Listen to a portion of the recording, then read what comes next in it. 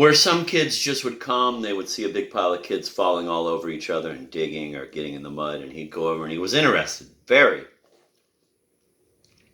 And he would go over reasonably quickly, but he would look at it all first and then make a decision about if it was something he really wanted to dive into, or whether he would think, this is stupid, I'm not going to do this.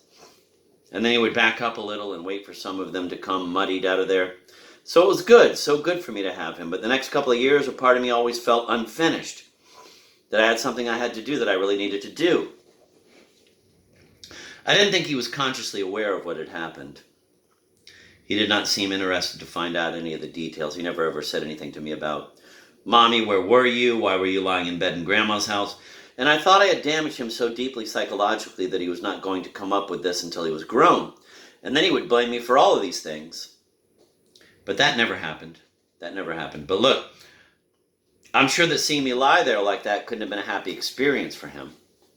I must have looked like a zombie. I must have weighed practically nothing. And the rest of the time, I did not sit about crying, and I didn't walk around with a mad face, and I didn't fight with his father. But I used to wait until about 2 a.m, and then I would cry quietly and think about the fact that my sister-in-law had a baby, and my sister had a baby, all born at the same time. And I think Barbara Cass and a whole bunch of other people, the Ginnagers, the people from the art gallery in New York, and just I didn't. And so we tried to adopt a child about 1.5 years later, or 1.75 years later. Some relative of my mom's friend. What was her name? I'm not going to remember. Dora Tanner. Dora Tanner had a sister and a brother-in-law in Trenton. He was a pharmacist. And somehow, I guess through my dad, the pharmacist called my father and said that one of his customers was a young woman who already had like 1 or 2 illegitimate children. And Catholic Charities was helping her, and this guy was an Italian boy who worked in a gas station. She was a Polish girl, and she was pregnant again, and she didn't want to keep the child. And she asked him whether anyone in his family wanted to adopt the baby, and to make a long story short, I don't remember any of the details. My dad and Joel did all the legal and proper things that you're allowed to do. You're not allowed to give somebody extra money or buy a baby, but you are allowed to help with the care and the pregnancy and stuff, you know.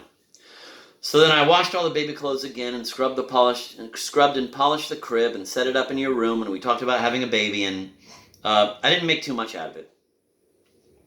But there was talk about it, and I was actively setting up a space. And I drove to Trenton with Joel and Grandpa Ray, and they went in to pick up the baby. And Catholic Charities had come and taken it away and said that she would be, I just lost the word. What they did to Spinoza? She would be excommunicated. She wouldn't get any more money from the Catholic charity, and they would see to it that she lost her other children, whatever it was they said. And there I was again, coming home. Was a little boy, would have had the best life any little boy ever had. I was scared to be pregnant again. I was scared that maybe something was wrong with me, and that I would kill another baby. And then I finally had to get a grip on myself, and I said to myself, all right, okay, you're 25, 26 years old, grow up. This is what you're going to have to do. You want a baby? You're going to have another baby. You're going to be nauseous every single day, and if you have to keep that to yourself and not tell any of these morons, these men who are doctors, you won't tell them. But you're going to do this and get through it, and you're going to take one more shot at this. And I got pregnant immediately. And I threw up every day several times, but it was the best pregnancy I had because I knew what was ahead of me every day. And I'd be damned if I was going to let it beat me another time. Not. And Mark was in school. James F. Murray, number 38 elementary school. We had moved to a little house on Westminster Lane, right off the boulevard. And he was 5.5. And he would answer the phone and he would say, my mommy's busy vomiting, but she'll call you back later. And I would bring him to school and pick him up. There was one symbol, one experience that showed me that he was very conscious of having been abandoned by me before. Nana Harriet was supposed to pick him up from school one day. And she came to the wrong door, or came at the wrong time, and missed him. And from then on, for the next number of months, I had to stand outside. Mrs. Brown, I think her name was, Mrs. Brown would hold him up, He was so adorable anyway, and all the teachers fell in love with him. It was very unfair because they just wanted him right in front of them. This Mrs. Brown would hold him up to the window so he could see his mommy standing out in the street like an idiot. And I would wave at him until that came to an end, after however many weeks or months I had to do that. And that was a symbol to me that was like, we're talking about an overreaction to just that one thing. And that it stood for all of the other things that he really did remember, that he really did. But this pregnancy with Mark's sister, Chase, was not horrible in the sense that I wasn't taken away anywhere. I used a practice that was a very well-known conservative Catholic practice. Dr. Cosgrove Sr. he was the boss of the world. He used to call all the women girly, but these two guys, Dr. Dolan and Dr. Cosgrove Jr., treated me very well and treated me like I was a normal person and everything was fine. And they were kind and funny, and they said to me, you have nothing to worry about, and if there was anything to worry about, we would be there every minute, and we would take you to wherever you had to go. If it was a different hospital and you have nothing to worry about, nothing. The truth is, the two of them were scared out of their minds. I was probably the only patient they ever had who... This was a big, rich practice. The two of them were at Chase's delivery. The two of them, the whole labor, they were there. They didn't move from there. They had resident pediatricians, they had blood people, hematologists. That was the most crowded delivery room you ever saw, and that was a very happy day for all of us. And I brought her home, and Mark was so thrilled. He was just so delighted with her. She was the best baby. She slept a lot, and she was very cute. And finally, one day, he came home from school, and I used to have to, I used to try to arrange her nap so that I wasn't taking time away from just our time together. Mark's and my time. But he finally said to me, Mommy, don't you like our baby? You really love our baby, don't you? You like to be with her, right? And I said, well, sure, honey. Why would you ask such a thing? And he said, because she's always sleeping. But then everything was very natural. Really, from then on, she was very good. Mark was very, very good with her. The age difference was such that I have a picture of him giving his 2 index fingers to her when she started to walk. She was about, 10 or 11 months old, and he was helping her walk through the living room because he was a big boy and he had friends and a dog.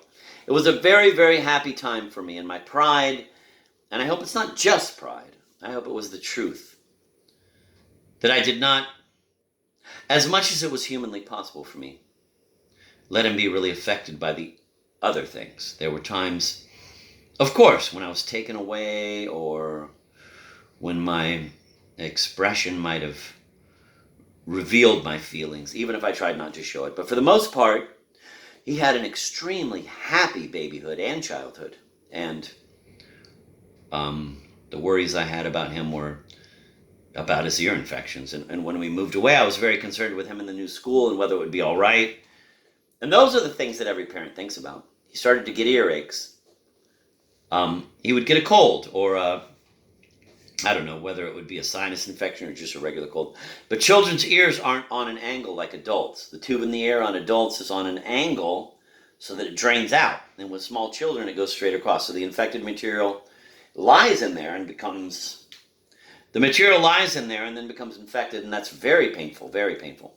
And he would get them frequently, practically whenever he got a cold, as a secondary infection. And this led to him getting his tonsils out. Yes, because that's what they did, adenoids and tonsils. And that was a serious mistake that I made. And I get bad marks for that one. I made him a promise. First of all, we took him to New York. It was horrible. We took him to Columbia Presbyterian because I was being elitist about where to go and because I had, as a child, a horrific experience in Jersey City. So there was no way I was staying around there. But I promised him. He asked me if I was going to be there when he woke up and be with him. And I said, yes. And they wouldn't let me upstairs. And instead of tearing that hospital limb from limb and screaming, carrying on like a banshee and saying, I'm going to get my child now. That's my child, not yours, mine. Which I'm perfectly capable of doing now. Why why did I sit there like that? He didn't talk to me for about 2 or 3 days afterward. He wouldn't talk to me. I'd lied. I told him something, and he woke up in pain, and I wasn't there. So I'm a jerk. I did what the adults assumed I would do because I have to do it, and I should not have done that. I should have gone upstairs and grabbed him and been with him. Because I'd promised I would be there with him when he woke up, and because he needed me. And they were wrong, and that would have been right. So I've made more than my share of mistakes, I'll tell you that. Ugh!